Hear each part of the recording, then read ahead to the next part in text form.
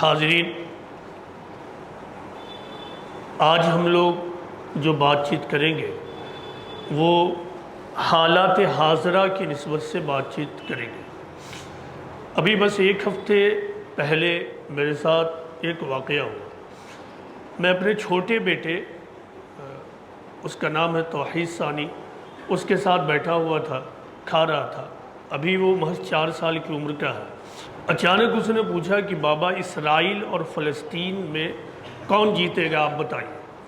تو میں بالکل شن سا ہو گیا اور میں نے کچھ نہیں کہا۔ تو میں نے کہا کہ تم سے یہ کس نے کہا؟ تو اس نے بتایا کہ اس کے کسی ساتھی نے، وہ ناظرہ پڑھتا ہے، تو اس نے اس سے یہ سوال کیا کہ اچھا تم بتاؤ کہ اسرائیل جیتے گا کہ فلسطین؟ تو اس کی زبان سے نکلا کہ اسرائیل جیتے گا۔ مجھے لگتا ہے کہ اسرائیل اور فلسطین میں اسرائیل کا لفظ پہلے آیا، تو اس نے کہا اسرائیل جیتے گا۔ اس بچے نے جب سنا تو اس نے کہا کہ او، یعنی یہ گڑبڑ ہے، اسرائیل کو نہیں جیتنا ہے یا نہیں جیتے گا وہ ہے۔ تو میں نے کہا کہ تم دعا کرو کہ وہاں امن و امان قائم ہو۔ بہرحال میں اس کے بعد سوچنے لگا، یہ جو واقعہ ہے اسرائیل اور فلسطین کا، یعنی اسرائیل اور فلسطین کے درمیان جو ابھی موجودہ ڈیولپمنٹ ہے، آپ کو یہ معلوم ہے کہ یہ غالباً 7 اکتوبر کو شروع ہوا، لیکن میں نے اس پر آج تک کوئی بات یہاں نہیں کی ہے، کوئی اظہار خیال نہیں کیا قرآن و حدیث کی روشنی میں بھی۔ تاہم جہاں میرا ہر سنڈے درس ہوتا ہے اس پر تفصیلی گفتگو ہوئی، اور اس پر میں نے اسرائیل اور فلسطین کی تاریخ بھی پیش کی اور قرآن و حدیث کی روشنی میں اس کا کیا حل ہونا چاہیے اس پر بھی بات چیت کی۔ اور اب یہ جو لیکچرز ہے یوٹیوب چینل پر موجود ہے، جس کو چاہیے وہ وہاں دیکھیں۔ لیکن آج بھی اسی نسبت سے کچھ باتیں میں عرض کروں گا انشاءاللہ۔ ہم لوگ اس پر غور کرتے ہیں قرآن و حدیث کی روشنی سے، یعنی ہم اسرائیل اور فلسطین کی جو تاریخ ہے اور پھر یہ جو جھگڑے ہیں اس پر تو براہ راست بات نہیں کریں گے، لیکن بہرحال تاریخ میں آپ کے سامنے بیان کرتا ہوں، اور یہ تاریخ ہے بنی اسرائیل کی تاریخ۔ بات شروع کرنے سے پہلے میں آپ کو ایک مشہور قول سناتا ہوں۔ کسی نے کہا ہے کہ those who do not learn from history are doomed to repeat it، یعنی وہ لوگ جو تاریخ سے کچھ نہیں سیکھتے ہیں ان کے لیے یہ مقدر ہے کہ وہ اس کو دہراتے رہیں۔ یعنی وہ لوگ جو اپنے ماضی سے سبق نہیں لیتے ہیں ان کے لیے یہ مقدر ہے کہ وہ اپنے ماضی کو دہراتے رہیں، ریپیٹ کرتے رہیں۔ جیسا کہ میں نے عرض کیا کہ بنی اسرائیل کی تاریخ میں عرض کرتا ہوں بہت ہی مختصر طور سے۔ بنی اسرائیل کون تھے؟ بنی اسرائیل قدیم زمانے کے مسلمان تھے۔ بنی اسرائیل کی تاریخ دراصل حضرت ابراہیم علیہ السلام تک جاتی ہے۔ اس کو یوں سمجھیے کہ اللہ تعالیٰ نے جب اس دنیا میں نبوت اور پروفٹ ہوڈ کا سلسلہ شروع کیا تو یہ سلسلہ حضرت آدم علیہ السلام سے شروع ہوا، اور نبوت کا یہ سلسلہ حضرت ابراہیم علیہ السلام کے اوپر کلمینیٹ ہوا۔ یہ نبوت کا ایک دور تھا۔ حضرت ابراہیم علیہ السلام کے بعد نبوت کا ایک سیکنڈ فیز شروع ہوتا ہے۔ قرآن اور حدیث اور بائبل ہمیں یہ بتاتے ہیں کہ پچھلے پیغمبروں کی تمام کوششوں اور اسٹرگل کے باوجود لوگوں نے پیغمبروں کا مذاق بنایا، ان کی باتوں کو نہیں مانا، ہر طرف شرک اور پولیتھیزم کا ڈومیننس ہو گیا۔ اب اللہ تعالیٰ نے حضرت ابراہیم علیہ السلام کو دین کے ریوائیول کے لیے چنا، احیاء کے لیے چنا۔ اس میں ایک اہم بات یہ بھی ہے کہ حضرت ابراہیم علیہ السلام سے پہلے ہر زمانے اور ہر علاقے میں، یہ ہمارا عقیدہ ہے قرآن کے بیان کے مطابق، پیغمبر آتے رہے، یعنی انڈیویجول پیغمبر کا سلیکشن ہوتا تھا، لیکن حضرت ابراہیم علیہ السلام سے ذریت ابراہیم یعنی جنریشن آف ابراہیم ہی کا سلیکشن ہو گیا۔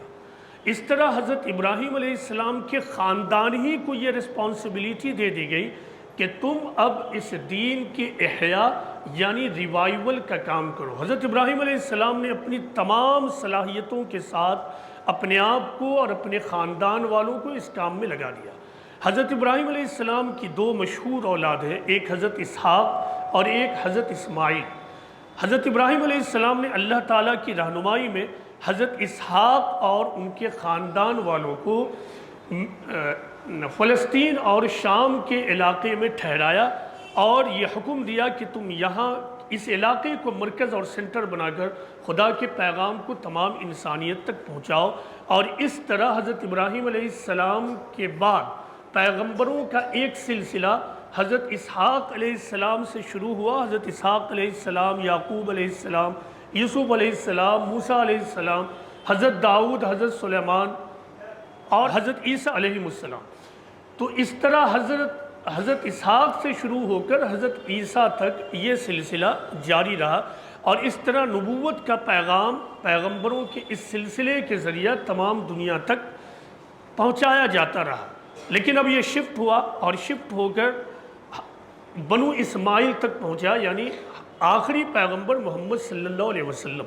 حضرت ابراہیم علیہ السلام نے اپنی ایک اولاد یعنی اسحاق کو فلسطین اور شام کے علاقے میں بسایا، اور دوسری طرف بنو اسماعیل کو عرب کے علاقے میں بسا دیا، اور پھر اللہ تعالیٰ سے یہ دعا کی کہ خدایا تو انہی میں کا ایک نبی پیدا کر دے۔ یہ دراصل آخری نبی کے لیے دعا تھی۔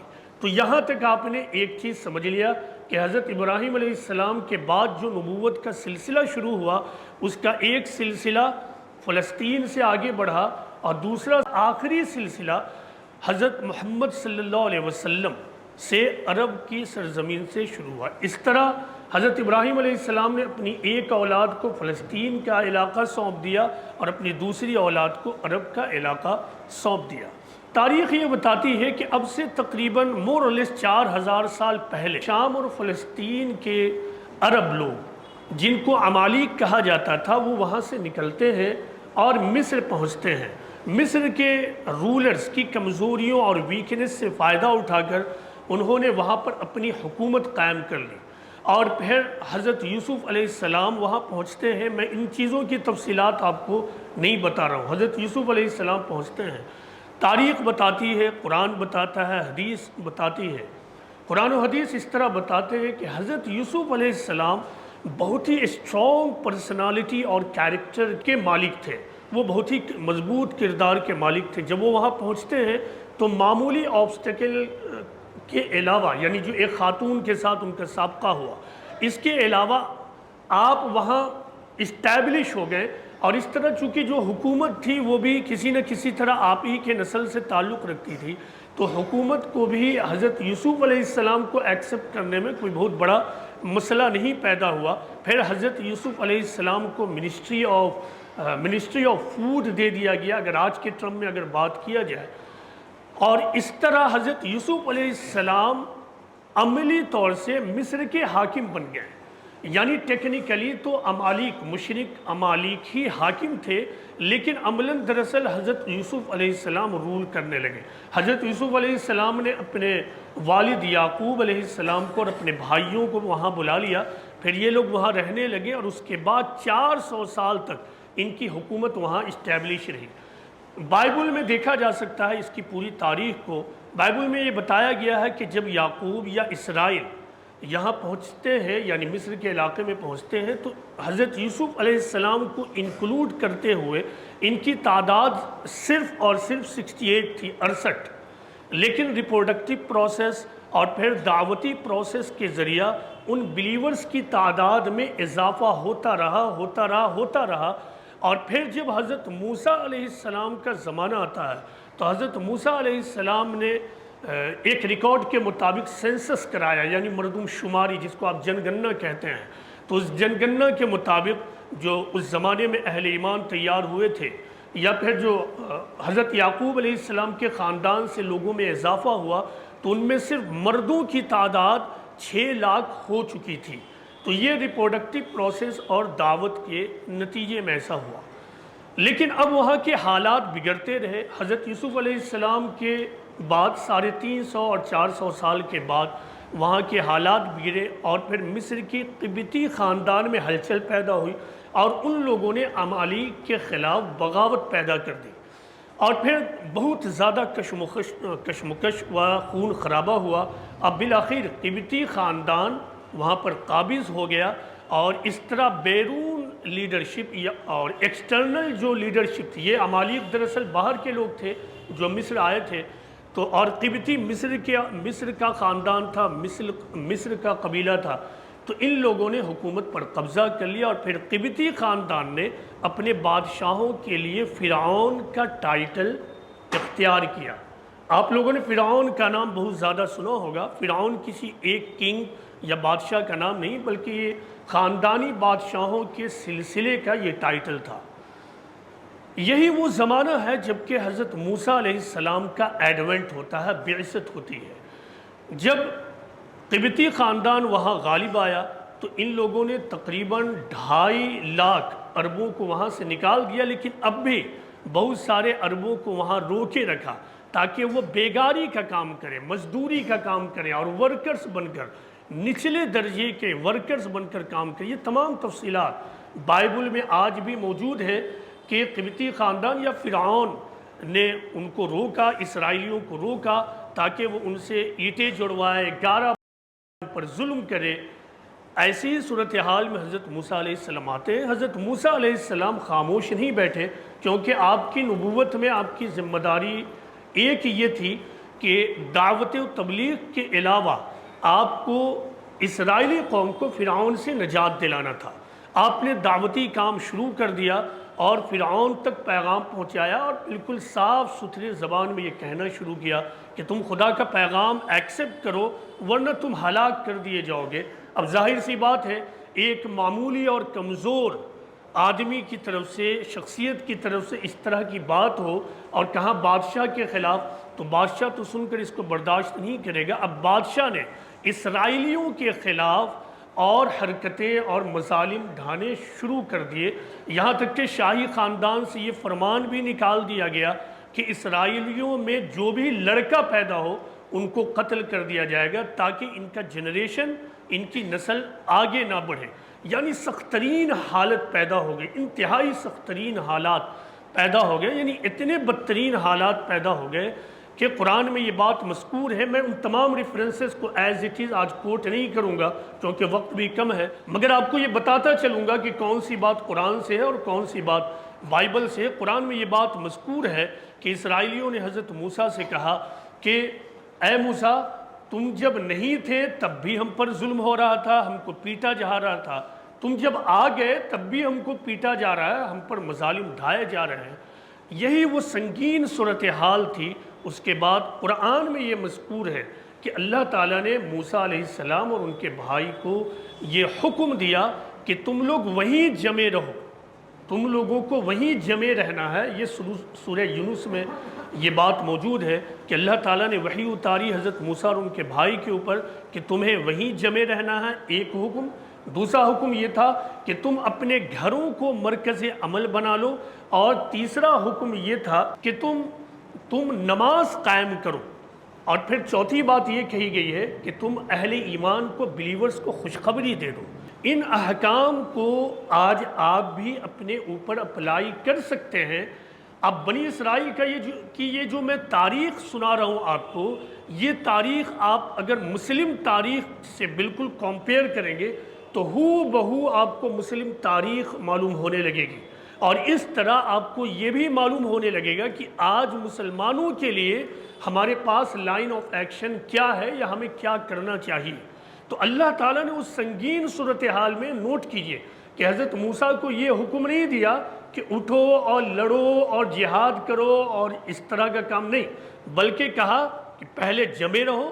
جمے رہنے کا مطلب یہ تھا کہ تمہیں اپنے اندر سے ڈر اور انتشار ختم کر دینا ہے، خوف کا ماحول ختم کرو، آپس میں اتحاد قائم کرو۔ دوسری بات، گھر کو مرکز عمل بناؤ۔ ٹھیک ہے، حکومت تعلیمات کے نئے نئے سلیبس تیار کرتی ہے، حکومت نہیں چاہتی ہے کہ تمہارے دین میں اضافہ ہو، دینی باتیں پھیلے، تم اپنے گھروں کو ایکشن سنٹر بنا لو، گھر کو، ہر گھر اسلامی گھر بن جائے، دینی گھر بن جائے، اور اس طرح آپس میں اتحاد قائم کر کے دین کے کام کو آگے بڑھا۔ اور تیسرا حکم، نماز قائم کرو۔ نماز قائم کرنے کا مطلب کیا ہے؟ اللہ سے اپنے ریلیشن اور تعلقات کو مضبوط کرو۔ جو کچھ مانگنا اپنے رب سے مانگو، تم اپنے رب کے سامنے جھکو، توبہ کرو، تم یہ معلوم کرو کہ تم سے کیا غلطیاں ہوئی ہیں، اور ان غلطیوں کی نشاندہی کرنے کے بعد، توبہ کرنے کے بعد اللہ کے سامنے رو، گر گراؤ، اللہ سے اپنے تعلقات کو اسٹرانگ کرو، اللہ سے مانگو۔ پھر قرآن میں یہ بھی مذکور ہے کہ جب بنی اسرائیل نے اس وقت بات مان لی تو اللہ تعالیٰ کا وعدہ پورا ہوا، اور ایسٹ سے ویسٹ تک یہ قرآن کا جملہ، مشرق سے مغرب تک ان کی حکومت قائم ہو گئی، اور اہل ایمان کے لیے، اسرائیلیوں کے لیے اللہ کا وعدہ پورا ہو گیا۔ تاریخ یہ بتاتی ہے کہ اسرائیلیوں کا سب سے گلوریس دور جو تھا وہ حضرت سلیمان بن داؤد کا دور تھا۔ اس زمانے میں اسرائیلی سلطنت سب سے زیادہ عظمت حاصل کی ہوئی تھی، ہر طرف اسرائیلیوں کا ہی چرچا تھا، لیکن اسی زمانے میں بالآخر ان کے اندر دینی اور اخلاقی طور سے زوال اور پستی شروع ہو گئی۔ اب بائبل میں بالخصوص چیپٹر جیرمیاہ کی آپ جا کے اسٹڈی کر لیجئے، پوری تاریخ بنی اسرائیل کی۔ جیرمیاہ انگلش میں کہتے ہیں اور عام طور سے اردو عربی میں حضرت یرمیاہ کہتے ہیں، پروفٹ یرمیاہ، پیغمبر یرمیاہ۔ تو یہ چیپٹر حضرت یرمیاہ علیہ السلام کے نام سے وہاں موجود ہے۔ اس پورے چیپٹر کو پڑھ جائیے۔ اسرائیلیوں میں جو بد اخلاقی پیدا ہوئی، بددینی پیدا ہوئی، اس کی پوری تاریخ موجود ہے۔ اللہ تعالیٰ نے اب ان کی بد اخلاقی کے بعد ان پر عذاب نازل کرنے کا اعلان کر دیا، اور یہ کہا کہ ہم ان کو تلواروں کے ذریعہ پیچھا کریں گے، فیمین کے ذریعہ پیچھا کریں گے، تمام دنیا کے کنگڈمز کے درمیان ان کو ذلیل کریں گے، پٹوائیں گے۔ کیوں؟ اس لیے کہ انہوں نے خدا کی بات کو نہیں مانی۔ جب اسرائیلیوں میں اتنی کمزوری پیدا ہو گئی تو اب جو حضرت سلیمان علیہ السلام اور ان کے والد حضرت داؤد علیہ السلام نے حکومت قائم کی تھی، وہ دو حصوں میں تقسیم ہو گیا۔ ایک حصے کو جو ساؤتھ فلسطین میں قائم ہوئی اور جس کا کیپٹل یروشلم تھا، اس کو یہودیہ کہا گیا، اور دوسرا حصہ نارتھ فلسطین میں قائم ہوئی اور اس کا کیپٹل دوسری جگہ قائم ہوا۔ بہرحال حضرت سلیمان اور حضرت داؤد علیہ السلام کی ذریعہ جو ایک عظیم الشان سلطنت قائم کی گئی تھی، اب دو حصوں میں تقسیم ہو گئی، یہودیہ اور اسرائیل۔ لیکن اب بھی ان کی حالت نہیں سدھری ہے۔ پیغمبروں نے اور جو مصلحین تھے ان کو سدھارنے کی کوشش کی، ان کو بتانے کی کوشش کی، لیکن کوئی بھی بات ماننے کو تیار نہیں ہوا۔ اور پھر 721 میں ایسیرین کنگ نے ان پر شدید حملہ کیا اور پھر اسرائیلی حکومت پر قبضہ کیا۔ اب ان کا ایک حصہ قبضہ میں چلا گیا، اور پھر 598 عیسوی میں بیبیلون کے کنگ نیبوکیڈنیزر، جن کو عام طور سے اردو میں بخت نصر کہتے ہیں، اس نے شدید حملہ کیا اور پھر یہودیہ پر قبضہ کر لیا، اور اس طرح پوری کی پوری حکومت اسرائیلیوں کے یا یہودیوں کے ہاتھ سے نکل کر چلی گئی۔ اب ظاہر سی بات ہے، یہودی اپنے آپ کو ایک پسندیدہ قوم، خدا کی پسندیدہ قوم کنسیڈر کرتے تھے۔ وہ یہ مانتے تھے کہ ہم خدا کے چوزن پیپل ہیں، اور خدا کے چوزن پیپل اور منتخب گروہ پہ بھلا دوسرے کی حکومت قائم ہو، یہ تو ناقابل برداشت ہے۔ یہودیوں نے اس کو برداشت نہیں کیا۔ اب ان کے درمیان جذباتی رہنما اور لیڈرز پیدا ہونے لگے، اور ان کو یہ نعرہ دینے لگے کہ تمہیں اپنی کھوئی ہوئی عظمت اور گلوری کو واپس لے لینا ہے، تمہیں لڑنا ہے، تمہیں ان رولرز کے خلاف تلواروں کو اٹھانا ہے۔ اب دوسری طرف ان کے درمیان خدا کا پیغمبر بھی ہے، مثال کے طور پر حضرت یرمیاہ، اور میں نے کہا کہ چیپٹر یرمیاہ کو آپ جا کر پڑھیے۔ انہوں نے اسرائیلیوں کو پکڑ کر جھنجھوڑ کر کہا کہ دیکھو، تمہارے درمیان یہ جو رہنما کھڑے ہوئے ہیں بائبل کی زبان کے مطابق، یہ دراصل جھوٹے پیغمبر ہیں، تمہیں جھوٹی پیغمبری کا دعویٰ کرتے ہیں، اور تمہیں غلط مشورہ دے رہے ہیں کہ تم حکومت سے لڑائی کرو، ٹکراؤ کرو۔ میں یہ کہتا ہوں کہ تم اس حکومت کے اندر رہو، اور تم اسی کے اندر اپنی زندگی حاصل کرو، اسی میں کامیابی ہے۔ پھر اسی چیپٹر میں یہ بات بھی مذکور ہے حضرت یرمیاہ کی زبان سے، کہ انہوں نے کہا کہ دیکھو، تم اپنی فیملی بناؤ، اپنے گھروں کو بساؤ، تم گارڈن بناؤ، اس کے پھل پھول کو کھاؤ، بیٹوں کی شادیاں کرو، بیٹیوں کی شادی کرو، اس طرح تمہاری جنریشن آگے بڑھے، یہی خدا کا تمہارے لیے حکم ہے، اور اگر تم ایسا کرتے ہو تو خدا کی مدد آئے گی۔ اور پھر انہوں نے کہا کہ یاد رکھو کہ یہ جو تمہارے اوپر غیر قوم کا غلبہ ہوا ہے، یہ خدا کی طرف سے ہوا ہے، تو جب تک تم اپنے اندر کی کمزوری کو ختم نہیں کرو گے، غیر قوموں سے محض ٹکرا کر اور ان کے خلاف جہاد کا نعرہ دے کر تمہیں کچھ بھی نہیں ملنے والا ہے۔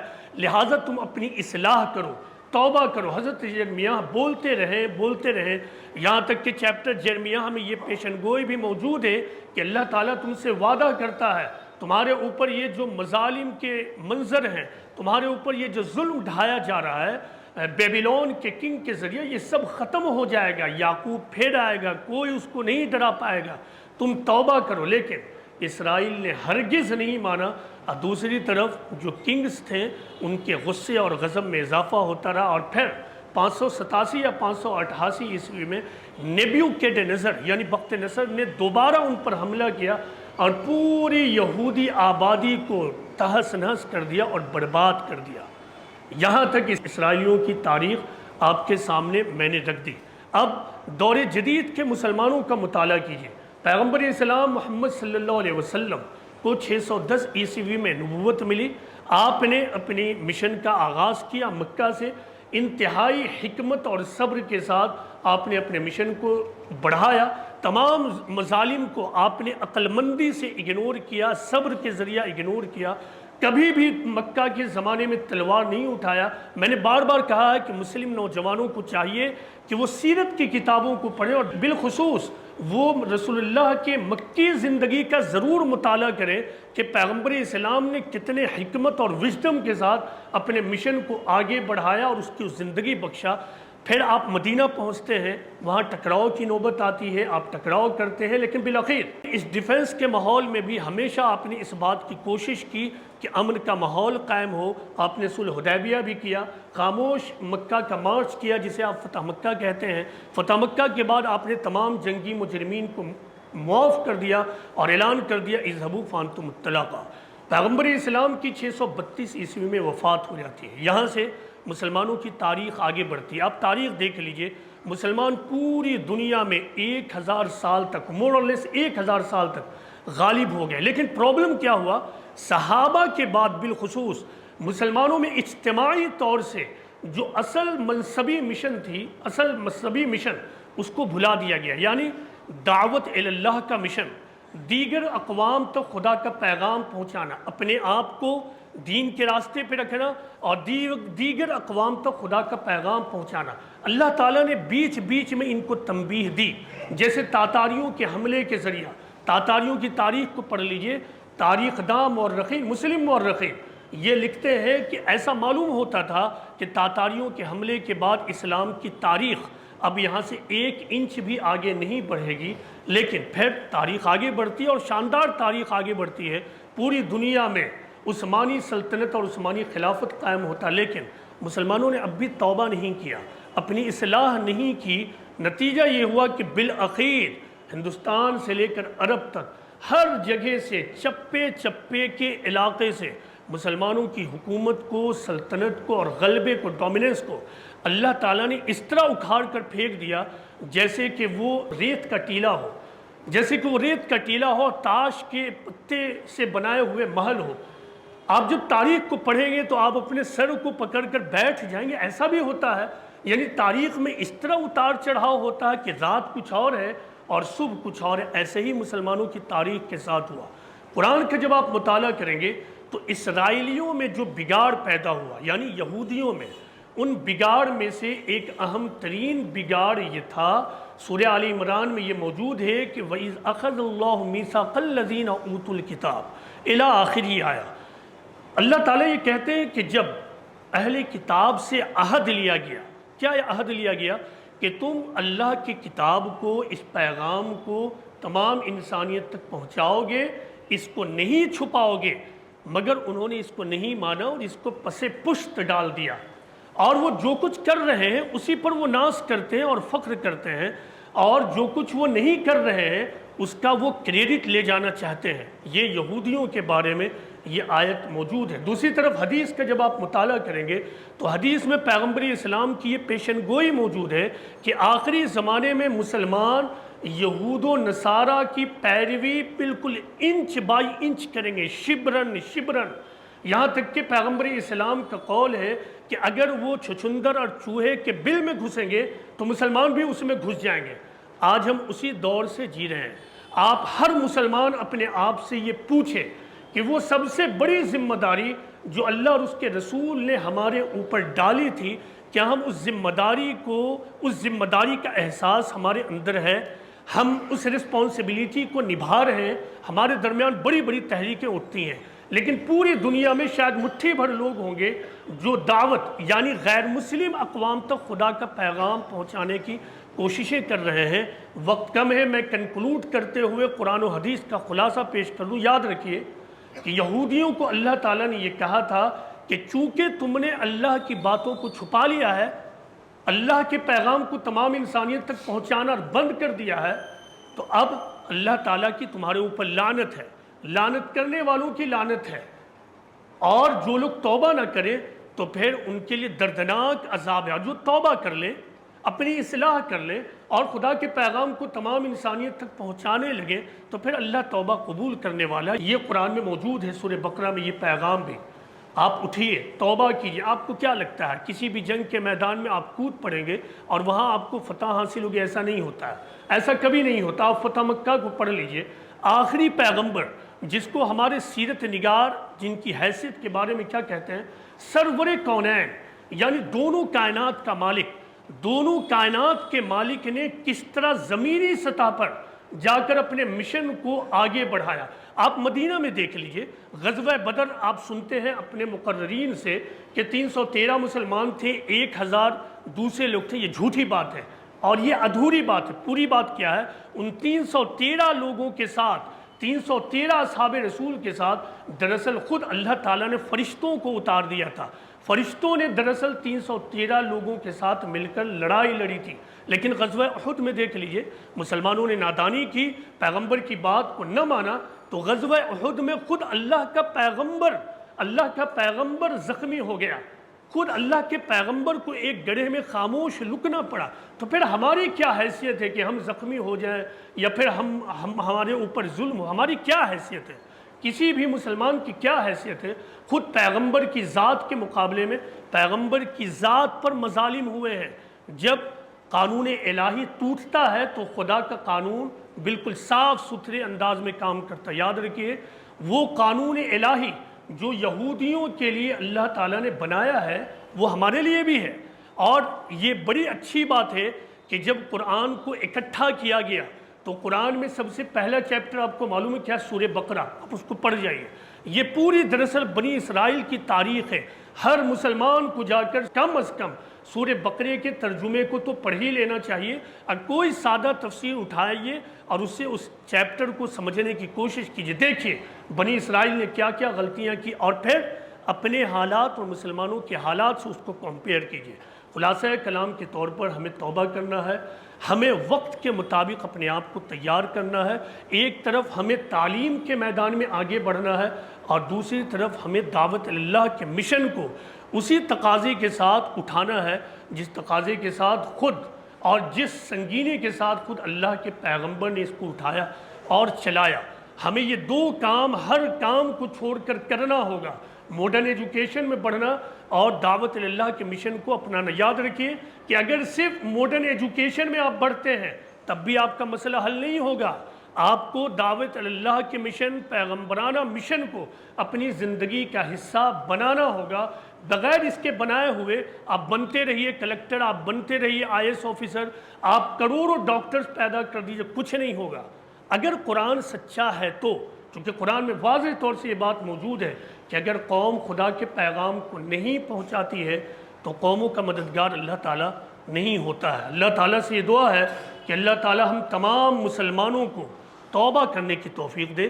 اللہ تعالیٰ ہم تمام مسلمانوں کو، مسلم نوجوانوں کو بالخصوص اپنی اہمیت سمجھنے کی توفیق دے، اپنی منصبی ذمہ داری کو سمجھنے کی توفیق دے، اور اپنے وقت اور اپنے دولت کو خدا کے پیغام کو تمام انسانیت تک پہنچانے میں لگانے کی توفیق دے۔ وما علینا الا البلاغ المبین۔